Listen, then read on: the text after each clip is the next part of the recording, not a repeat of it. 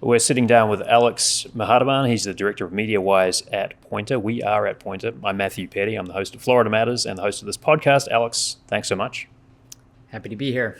So let's talk about election ads. They're delivered on multiple platforms these days. There's old school traditional media to postcards stuffed into your mailbox to billboards and yard signs. But then there's newer media like social media, ads, and text messages. So what trends are you noticing in election ads these days?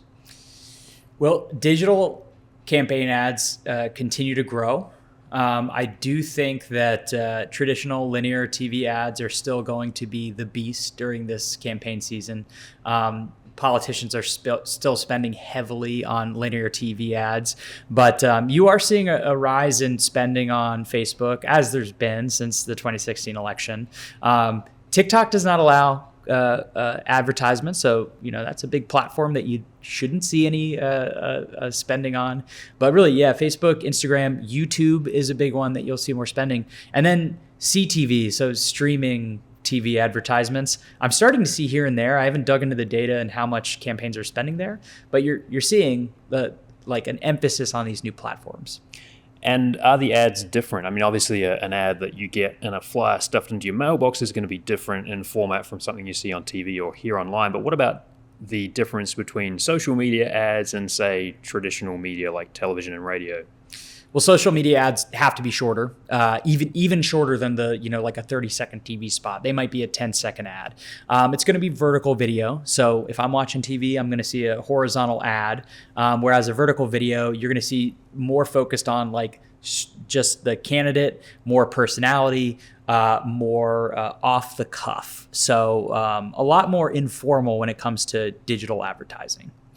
Now, Florida lawmakers recently wrote some legislation focused on AI in political advertisements. So they're obviously concerned about the influence of AI. What can you tell us about how AI might factor or not in political advertisements this election season?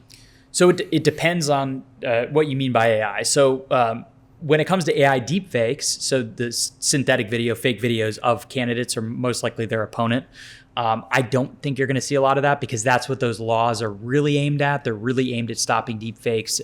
Politicians are going to get called out if they make deepfakes.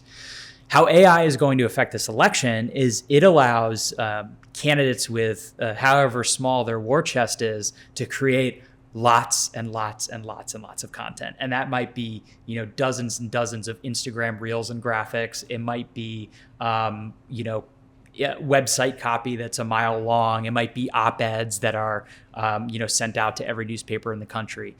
So the creation of a lot of ad copy is something that could alter things. Now, it's not necessarily like they're trying to, pretend they are someone they aren't, or they should and probably will disclose this was created with AI, but it's just going to be, there's a lot out there. There's a lot of stuff, and anyone can be a high-powered campaign manager now because of AI. What about text message chains? This is something else you've talked about. I guess it's a relatively new phenomenon when it comes to political campaigns, but how are they being used? Who are they targeting? I haven't seen too much data out there about how much candidates are spending on these text message ads.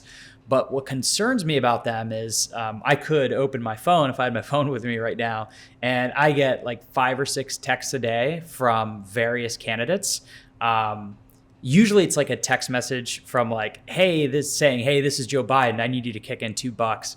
Or it's, hey, this is Donald Trump. They're trying to arrest me. I need you to mobilize. So you see some it's really interesting to see the different narrative arcs that these texts have. But these are text messages that are sent to people. It's made to seem like it's coming from the candidate. It's made to seem like they're talking to the candidate. And I specifically am concerned, like an older adult might have a text from their grandson, their son, their nephew, and then all of a sudden they get this text message from Joe Biden telling them to kick in $1. There's no way to fact check these text messages. There's no way to monitor all these messages that are going out. So that's really what concerns me. Is I don't know the scale or how effective it is, but intuitively, I think it's got to be a really effective way to target people with campaign ads. how savvy are young voters when it comes to political ads? Young voters are not super savvy when it comes to navigating political ads. When Mediawise started back in 2018, 2019, we had a whole teaching module on how to spot an ad. So back then, a lot of kids were using Snapchat. They still are a little bit. But we would explain to them how if you see this little thing that says ad, you're looking at an ad, because most of them weren't separating ads from regular content on Snapchat. Mm-hmm. So we still teach young people, hey, here's how to spot an ad. But young people aren't swayed by ads. What young people are swayed by is influencers who may or may not be paid by campaigns to spread awareness about a certain candidate. So that is really what's going to change young people's minds, is if their favorite streamer starts saying, hey, you should vote for Trump or Biden. So I wanted to ask you about some pointers for new voters about how to read political ads. So, for example, what should you look for in a mailer? So in a mailer, what I always like to do is, first of all, put yourself in the shoes of a detective. Pretend you're a detective. So look in that mailer for who paid for the advertisement, and then go to Google and search for information about who paid for it. Usually it's a political campaign or something, or political action committee, and find out more. News outlets are pretty good about reporting who's behind political action committees and what their bias is. So Google who paid for it. It might be a PAC, it might be a think tank, but that's like the first thing that Mediawise teaches, is who's behind the information. Now they try to hide it in these mailers. Like they really do try to hide who paid for it. And the political mailers, they have to disclose it. So what I say is, if you've got usually the really inflammatory piece of mail from a candidate, go down and see who paid for it and find out more information. Also on these mailers, they'll make claims. So they'll say, so-and-so wants to open the border, or so-and-so wants to close the border. Instead of taking it at face value, fire up your computer or get on your phone and search for information about the claim that's actually being made in that mailer. I think that's why mailers can be effective, is there's friction between when you see what a politician is saying and then when you hear it on like the evening news. Whereas if you just go right to your phone, you can close that gap and find out if the mailer's bunk. So a couple of other forms that people might be getting these political advertisements. And what about, say, a television ad or a radio spot? What should you be looking out for there? Well, the same thing, in these ads, they do disclose who paid for it. So if the candidate isn't in the ad, you can look to see which committee paid for it and find out, which, candidate it was for or against. So again, just looking for or listening to on the radio who said that. And again, just having your phone handy to check that out.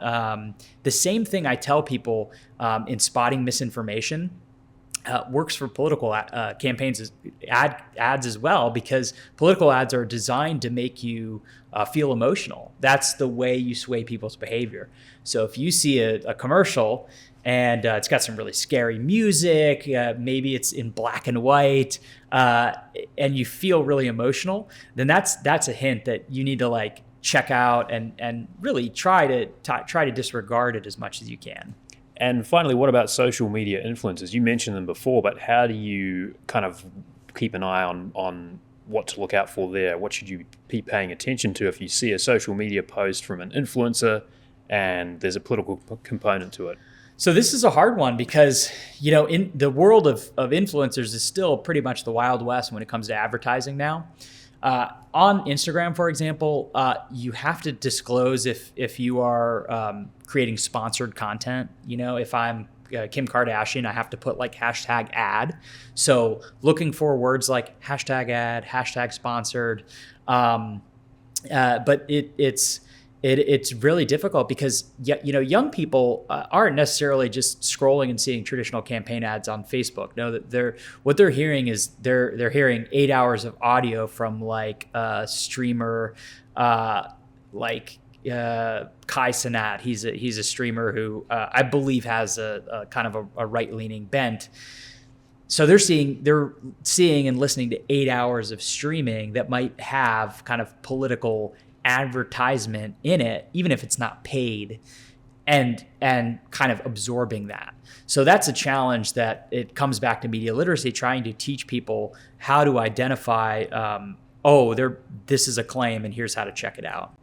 We've been speaking with Alex Mahadaban. He's the director of Mediawise at Poynter. Alex, thank you so much. Thank you. Our Changing State is a production of WUSF. Our executive producer is Gracyn Doctor. Scott Wachtler produces the podcast. Videos by Warren Buchholz and Chandler Balkcom, who also does our graphics. Engineering support from Blake Bass. Jackson Harpe composed our theme music. I'm Matthew Peddie. Thanks for listening.